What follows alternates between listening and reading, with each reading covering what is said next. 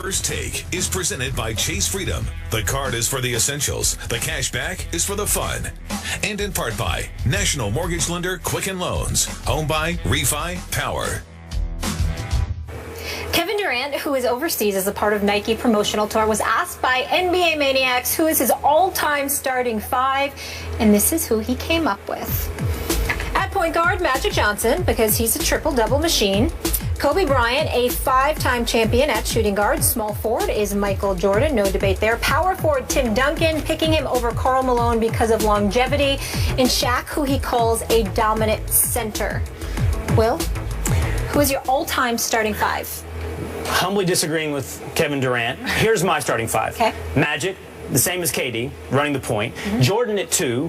LeBron at 3. Tim Duncan at 4. And then a guy I think history is underrating as we go forward, Kareem at 5. Yeah. I mean, Kareem deserves way more credit than history has carried forward for him. Will Kane and I unilaterally agree on something. No! Hey! Same exact starting five. Same exact starting five. And I it's funny you pointed out the Kareem thing, because that's exactly what I was going to say, is I almost immediately was going to put in Shaq, and then I was like, wait a second. How are we, as we move farther away from his career, doing the opposite of what we usually do, which is just like rosy-colored glasses and glorifying? So starting five exactly the same as Mr. Kane's. All right, let's take it a step further, though. KD said he had to take Kobe over Bird, but you guys both went LeBron. Why? I just think LeBron is perhaps history's greatest all-around player, from defense to scoring to assists to rebounds. And at the 3 spot where we have LeBron, that's what I want. I want an all-around player. I think Kobe doesn't play team ball. He's great, but on a team like this, I don't need somebody taking as many shots as Kobe would take. I'll let Jordan do that. Yeah. And the fact that LeBron has been criticized at times for not wanting to take that killer shot, that win the game shot, well, I've got other guys on this team, like Jordan, to take care of that. I want the all-around player that LeBron is. And I take this seriously. I almost take it like I am standing in the gym, and I actually get to pick my team. Like, we might actually play with this team. That's how I think about it in my mind. It's not a collection of starting lineup figures where they don't actually play with each other. So I wanted a lineup that I actually thought was comprised of the best players and would actually play well together, which is why LeBron at 3 makes way more sense with Jordan than having Kobe in there with Jordan, because I don't know how that team would play well together. Exactly. So I also feel like we do this weird thing where we're like, 5 rings equals you are a 5-time better player than someone with 1 ring. I don't ascribe to that theory. I think a lot of rings is your talent level, but a lot of the other part is like who you played with and the era in which you played.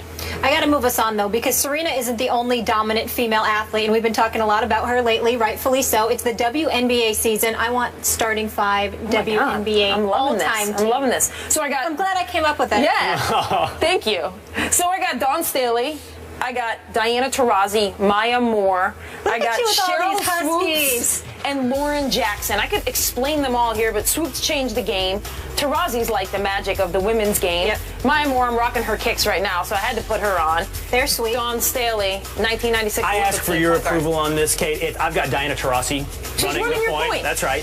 Cynthia Cooper, Tamika Catchings, Cheryl Swoops, and then how do you leave Lisa Leslie off? I just like Lauren Jackson better than Lisa Leslie. How do you leave Lisa That's Leslie just off? a personal thing. I like Lauren Jackson's game, so. But my team's okay?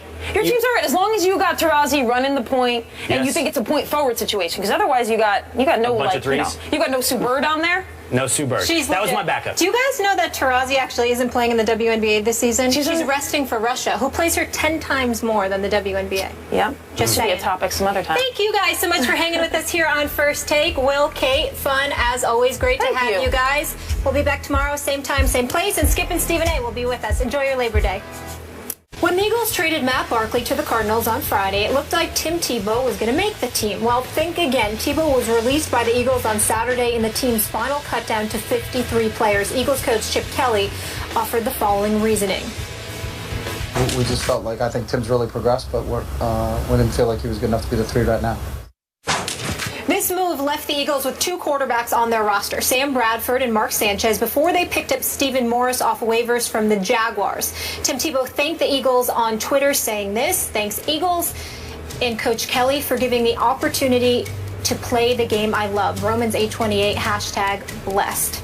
Kate, Why is Tebow having such a hard time making rosters? Well, the number one reason is because he's not a great NFL quarterback. He is not a top 50 NFL quarterback. Absolutely. That is the number one reason.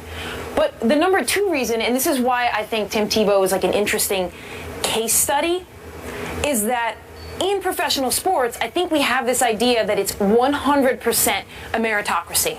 Every single roster position goes to the player who on the field or on the court performs in the way that's needed to be performed. And while that is mostly the case, I do think in professional sports, the back end of rosters are often more about risk management. I think when you look across NFL or NBA and you're looking at GMs or the people who are making these decisions, there's a lot of this going on.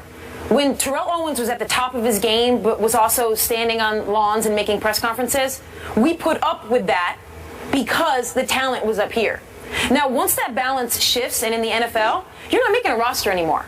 I mean, you look at Michael Sam. There's a lot of this happening, and that scale didn't come out in the right favor for Michael Sam to make an NFL roster. Now you look at Tim Tebow.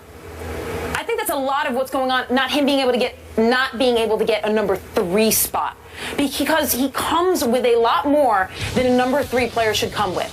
I think when people look at the NBA, they think it's the 480 best players in the world.